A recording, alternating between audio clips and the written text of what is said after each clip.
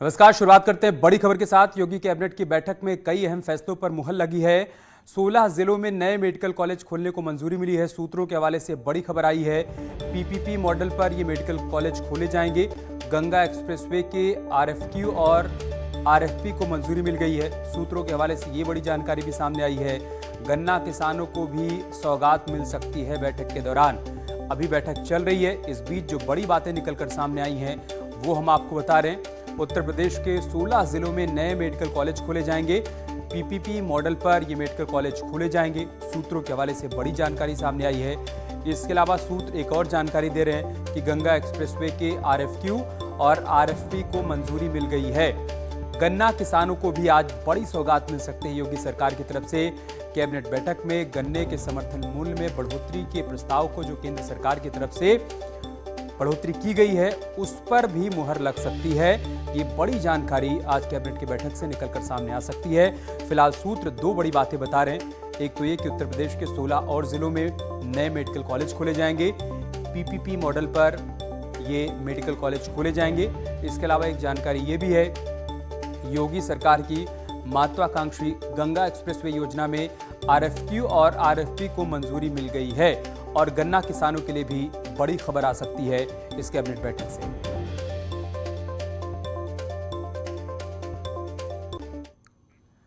कानपुर में बिकरू कांड में कार्रवाई हुई है। न्यायिक जांच रिपोर्ट में पुलिस वाले दोषी पाए गए हैं। पुलिस की भूमिका संदिग्ध मिली है। 10 सीओ के खिलाफ जांच के आदेश दिए गए हैं। तत्कालीन डीआईजी अनंत देव तिवारी भी दोषी पाए गए हैं। गैंगस्टर विकास दुबे को पकड़ने गई थी पुलिस टीम। शूटआउट में 8 पुलिस वालों की हत्या हो गई थी, जिसके बाद अब जांच के बाद ये बात सामने आई है। न्यायिक जांच रिपोर्ट में 10 सीओ के खिलाफ जांच के आदेश दिए गए हैं क्योंकि पुलिस वालों की भूमिका संदिग्ध पाई गई है। दोषी पाए गए हैं पुलिस वाले। और इसी बीच ये बड़ी जानकारी सामने आई है कि तत्कालीन डीआईजी अनंत देव तिवारी भी दोषी पाए गए हैं। कानपुर से हमारे सहयोगी अमित गंजू हमारे साथ जुड़ चुके हैं। अमित, और क्या जानकारी है आपके पास? देखिए अमित, मैं आपको बताना चाहूंगा कि बिकरू कांड दिल दहलाने वाला कांड था, जिसमें सरकार ने जिसकी गंभीरता को समझा और तमाम एसआईटी के अलावा तमाम जगह से और जांचें कराई गई।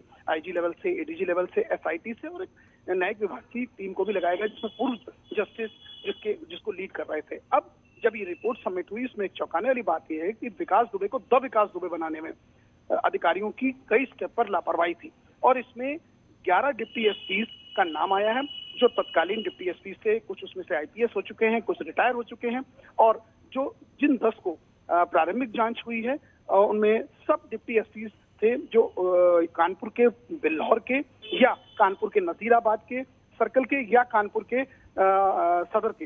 इन 3 जो तत्कालीन रहे डिप्टी एसपी, उन सबके खिलाफ प्रारंभिक जांच के आदेश हुए। इसके अलावा जो तत्कालीन डीआईजी आनंद देव तिवारी हैं उनको भी दोषी माना गया और आरके चतुर्वेदी जो पूर्व सीओ कैंट थे उनको भी दोषी माना गया। यानी अब देखना ये होगा, जो ये रिपोर्ट सबमिट की है इसके बाद शासन स्तर पर इनके खिलाफ अब क्या एक्शन लिया जाता है, इसके भी इंतजार होगा। शुक्रिया अमित, आपका हमारे साथ जुड़ने के लिए और जानकारी हम तक पहुंचाने के लिए। बाहुबली एमएलए विजय मिश्रा पर एक और केस दर्ज किया गया है। विजय मिश्रा समेत 7 पर जालसाजी का केस दर्ज हुआ है। विधायक की 2 बेटियों पर भी केस दर्ज हुआ है। विधायक के रिश्तेदार ने ही ये केस दर्ज करवाया है। गोपीगंज कोतवाली में मुकदमा दर्ज किया गया है। 1 दर्जन से अधिक गाड़ियों को हड़पने का आरोप है। भदोही के ज्ञानपुर से विधायक है विजय मिश्रा कई मामलों में जेल में बंद हैं और इस बीच ये बड़ी जानकारी सामने आई है कि उन पर एक और केस दर्ज कर लिया गया है। साथ ही साथ विजय मिश्रा समेत 7 लोगों पर जालसाजी का केस दर्ज हुआ है। उनके जो रिलेटिव हैं कृष्णमोहन तिवारी, उन्होंने एप्लीकेशन दिया था कि उनकी कई गाड़ियां हैं जो विजय मिश्रा और उनके परिवार वाले ज़बरदस्ती लिए हुए हैं और दे नहीं रहे हैं। तो इस संदर्भ में उन्होंने एक एफआईआर पंजीकृत कराई है जो कल हुई है। इसमें विजय मिश्रा विधायक सहित अन्य उनके परिवार के कई लोगों के नाम हैं। तो उनके परिवार के कौन-कौन सदस्य हैं? उसमें उनकी बेटियां हैं दोनों, रीमा, सीमा और उनके कुछ सहयोगी भी हैं। एक और बड़ी खबर कानपुर से। न्यूज़ 18 की खबर का बड़ा असर यहां पर हुआ है। हिना के परिवार वालों को खुशखबरी मिली है। वतन वापसी की लिस्ट में हिना का नाम भी शामिल है। अफगानिस्तान में फंसी थी कानपुर की बेटी। फ्लाइट शुरू होते ही वतन वापसी होगी। हिना की मां ने न्यूज़ 18 को धन्यवाद दिया है। ये बड़ी खबर हम आपको बता रहे हैं। न्यूज़ 18 ने इस खबर को प्रमुखता से दिखाया, जिसके बाद असर ये हुआ है कि हिना का नाम भी उस लिस्ट में शामिल हो गया है जिन लोगों को अफगानिस्तान से हिंदुस्तान लाना है। अफगानिस्तान में कानपुर की बेटी फंसी हुई है, जिसे फ्लाइट शुरू होते ही वतन वापस लाया जाएगा।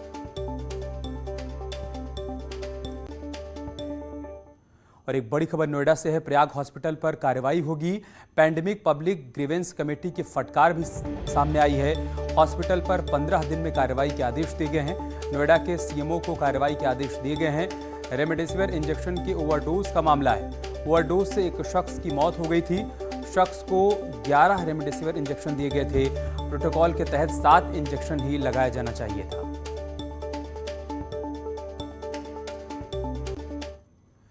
और सुपरटेक मामले को लेकर एसआईटी गठित होगी। सीएम योगी के निर्देश पर एसआईटी का गठन होगा। 2004 से 2017 तक के मामलों की जांच होगी। मामलों से जुड़े सभी अधिकारियों की जांच होगी। अधिकारियों की जवाबदेही तय की जाएगी। तय समय में सख्त कार्रवाई के निर्देश भी दिए गए हैं सीएम योगी की तरफ से, और उनके निर्देश पर ही अब जल्द ही एसआईटी का गठन होगा और अधिकारियों की जवाबदेही भी तय की जाएगी।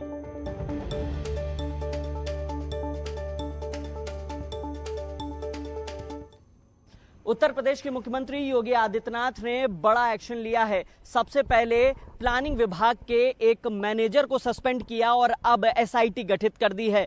एसआईटी साल 2004 से लेकर 2017 के बीच जो भी अधिकारी कार्यरत रहे, जो उनकी जवाबदेही तय की जाएगी और समयबद्ध तरीके से उन पर कार्रवाई की जाएगी। अब देखना होगा आने वाले वक्त में किस तरीके से कौन कौन अधिकारी हैं जो रडार पर आते हैं, और लगातार जिस तरीके से देख रहे हैं एक्शन मोड में सरकार है, अब एसआईटी गठित कर दी है और समयबद्ध तरीके से कार्रवाई की बात कही गई है। कैमरामैन प्रकाश गुप्ता के साथ हिमांशु शुक्ला, न्यूज़ 18 नोएडा। मशहूर अभिनेता नसीरुद्दीन शाह ने अफगानिस्तान में तालिबान की सत्ता में वापसी का जश्न मना रहे भारतीय मुसलमानों की निंदा करते हुए इसे खतरनाक बताया है। नसीरुद्दीन शाह ने कहा है कि जो लोग तालिबान के लौटने की खुशी मना रहे हैं, उन्हें खुद से सवाल करना चाहिए कि वो अपने धर्म में सुधार चाहते हैं या फिर पुरानी बर्बरता के साथ रहना चाहते हैं।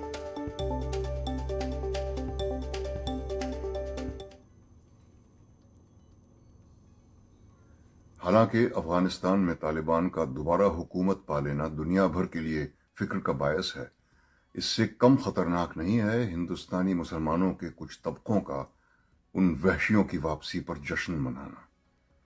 आज हर हिंदुस्तानी मुसलमान को अपने आप से ये सवाल पूछना चाहिए कि उसे अपने मजहब में इस्लाह, रिफॉर्म और जिद्दत पसंदी, मॉडर्निटी चाहिए या पिछली सदियों के वहशीपन का इक़दार, वैल्यूज।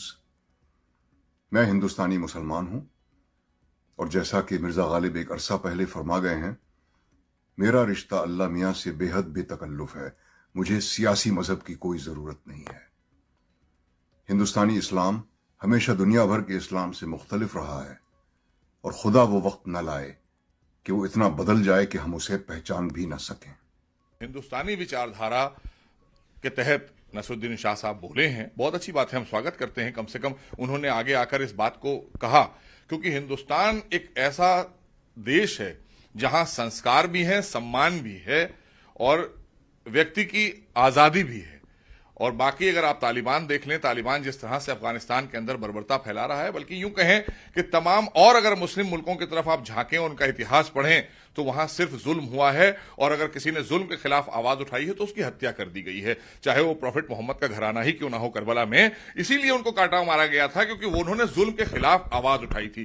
तो ये हमारे जो संस्कार हैं, हिंदुस्तान के जो संस्कार हैं और जो हिंदुस्तानी मुस्लिम परिवार हैं जो हमारे इस संस्कार को मानते हैं, इस संस्कार में जीते हैं, तो उनका जाहिर सी बात है उनकी सोच सकारात्मक होगी, जिस तरह से उन्होंने कहा है। अयोध्या के संतों ने भी तालिबान पर नसीरुद्दीन शाह के बयान का समर्थन किया है। जगत गुरु राम दिनेशाचार्य ने कहा है कि तालिबान के कब्जे पर खुशी मनाना मानवता को शर्मसार करने जैसा है और दानवता को आगे बढ़ाने जैसा है। तालिबान के ऊपर हो रही जो ये हत्या और ये जो लूट और ये जो ज़बरदस्ती बहसीपन कर रहे हैं, इस पर खुशी मनाना एक प्रकार की बात निश्चित रूप से।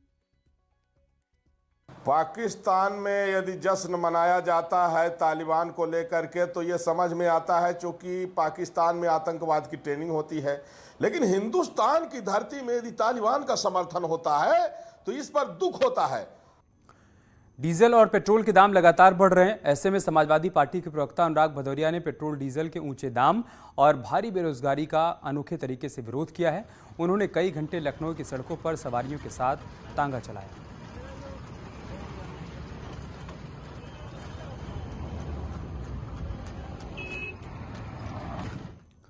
और चलिए आपको सीधे अखिलेश यादव की प्रेस कॉन्फ्रेंस में लेकर चलते हैं।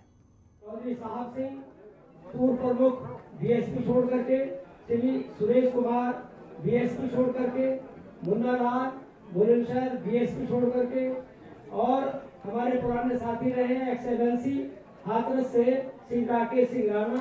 आइए तो बधाई दोबारा वापस बधाई बधाई तो बधाई बधाई। हम इन सबका स्वागत करते हैं और हाँ दोबारा लौट के आए। ठीक है तो विवेक जाना चाहो इधर से चले ठीक है तो बधाई है ठीक बधाई तो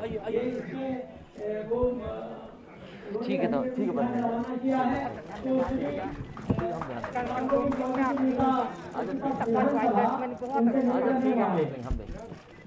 आपके साथ हूँ। मैं जानता हूँ क्यों बताते हो आप, ये बात हुई परिवार आपके साथ। अच्छा ठीक, बहुत बधाई। बस मैं समाजवादी पार्टी ज्वाइन कर चुकी हूँ। मैं आपसे कहना चाहती हूँ मैं आपके हाथ मजबूत करूँगी और आप पूरे सप्ताह में आइए और सीएम बनिए। धन्यवाद प्लीज। हाँ धन्यवाद। हाँ हाँ ठीक नमस्कार ठीक नमस्कार ठीक ठीक ठीक ठीक नमस्कार।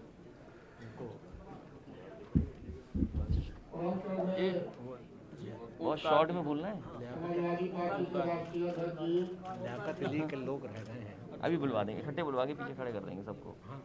हाँ सब बुला देंगे।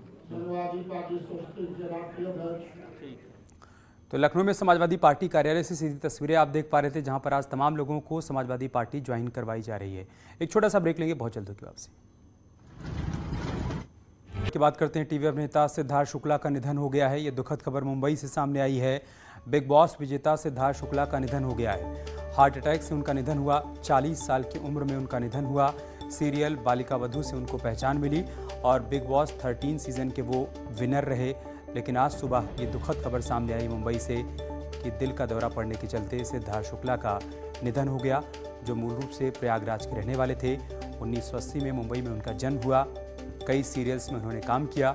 बालिका वधू से उनको पहचान मिली, सीरियल के जरिए लोगों के घर तक पहुंचे और उसके बाद बिग बॉस के 13वें सीजन के विनर बने, जिसके बाद पूरी दुनिया ने उनका नाम जाना। लेकिन अब वो इस दुनिया में नहीं है। आज सुबह दिल का दौरा पड़ने के चलते उनका निधन हो गया।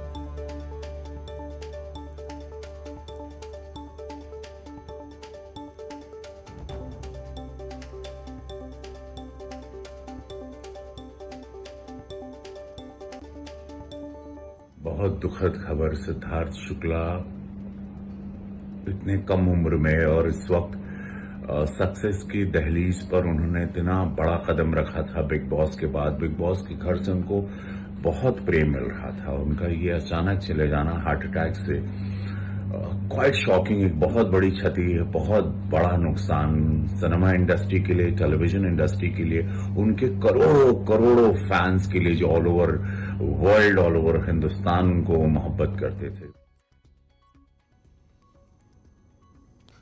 और गौतम बुद्ध नगर के डीएम सुहास सिलवाई ने टोक्यो पैरालंपिक में जीत से आगाज किया है। बैडमिंटन खिलाड़ी के तौर पर भारत का प्रतिनिधित्व करने वाले सुहास सिलवाई ने जर्मनी के खिलाड़ी जेन निकलस को हराया। सुहास देश के पहले ऐसे आईएएस अधिकारी हैं जो टोक्यो पैरालंपिक में देश की अगुवाई कर रहे हैं। पैरालंपिक बैडमिंटन में सुहास सिलवाई की दुनिया में तीसरी रैंकिंग है। इससे पहले भी सुहास देश के लिए कई मेडल जीत चुके हैं।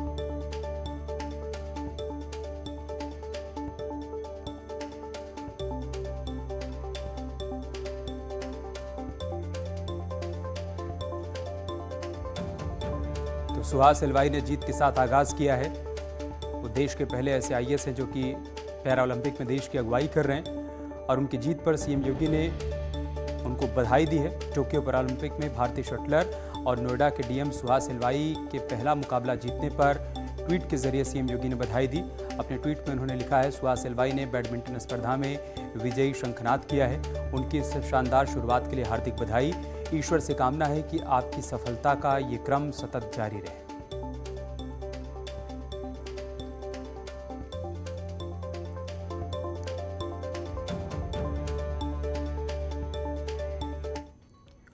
कोरोना के खिलाफ लड़ाई में सफाई कर्मी पूरी जिम्मेदारी के साथ अपना फर्ज निभा रहे हैं।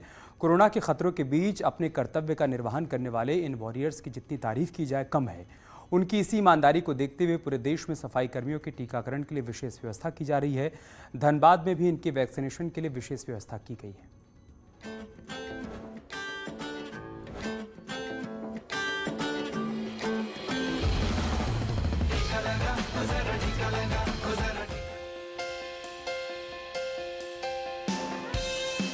कोरोना महामारी की तीसरी लहर के मंडराते खतरों के बीच डॉक्टर और मेडिकल स्टाफ पूरी जिम्मेदारी के साथ लोगों को संक्रमण से बचाने में डटे हुए हैं।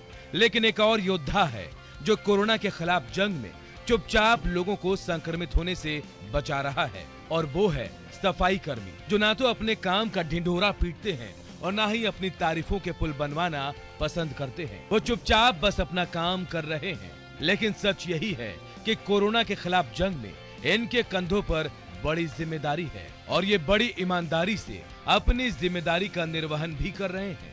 और इन्हीं वॉरियर्स के लिए Dhanbad Ambedkar school of martial arts ने धनबाद में विशेष टीकाकरण कैंप का आयोजन किया, जहां सफाई कर्मियों का टीकाकरण करके उनके काम को प्रोत्साहित किया गया।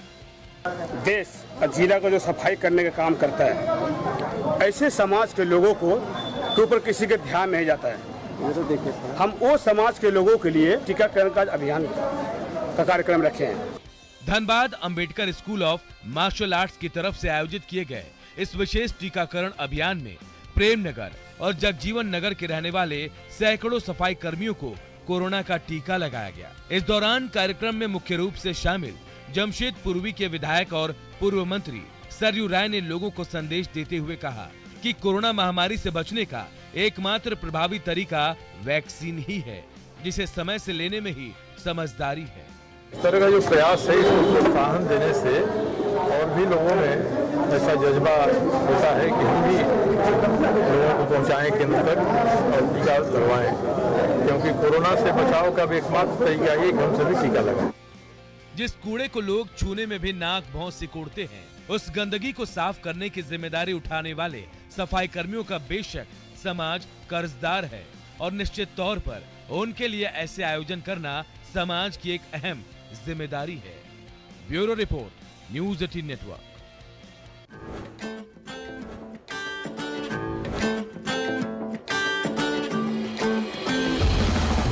टीका लगा,